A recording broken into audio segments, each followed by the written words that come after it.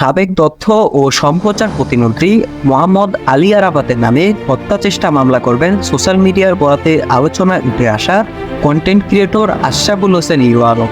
একই সঙ্গে আরাফাতকে গ্রেপ্তার করায় মিষ্টি নিয়ে গুলশান থানায় রওনা হয়েছেন বলে জানান তিনি। মঙ্গলবার দুপুরে ভিশন 24কে এই তথ্য নিশ্চিত করেন ইরু আলম। এই সময় ইরু আলম বলেন, কিছুক্ষণ আগে সংবাদ মাধ্যমে জানতে পারলাম আরাফাতকে গ্রেপ্তার করা হয়েছে, এজন্য মিষ্টি নিয়ে গুলশান থানায় রওনা দিচ্ছি।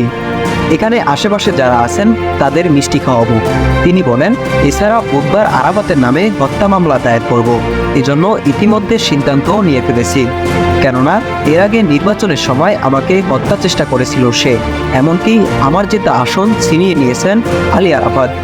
এই কারণে তার নামে মামলা করব। এর আগে গত বছর ঢাকা 17 আসন 2023 সালের উপনির্বাচনের প্রতিদ্বন্দ্বী সাবেক তথ্য ও প্রতিমন্ত্রী মোহাম্মদ আলী আরাফাতের প্রতিদ্বন্দ্বী ছিলেন এই কন্টেন্ট ক্রিয়েটর ইরু আলম। নির্বাচনে অংশ নেওয়ায় ভোটের দিন ইরু আলমকে বেদম পিটিয়েছিলেন দুর্বৃত্তরা। ওই দিন ইরু আলম জানিয়েছেন, তাকে পেটানোর সেসব লোকজন আরাফাতের সমর্থক ছিলেন।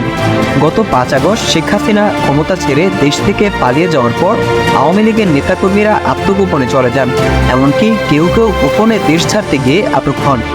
এরই মধ্যে ইরু আলম জানান, আরাফাতকে খুঁজছেন তিনি। ওই সময়েও তার জেতা আসন আরাফাতকে ছিনিয়ে নিয়েছেন বলে অভিযোগ করেন আলোচিত এই কন্টেন্ট ক্রিয়েটর। এদিকে ঢাকা মহানগর গোয়েন্দা পুলিশ জানায়, আরাফাত গত 5 আগস্ট থেকে পলাতক ছিলেন, তাকে খুঁজে পাওয়া যাচ্ছিল না। গুলশানের একটি বাসায় তিনি অবস্থান করেছেন বলে খবর আসে। সেই মোতাবেক সেখানে অভিযান চালানো হলে তাকে গ্রেপ্তার করা হয়।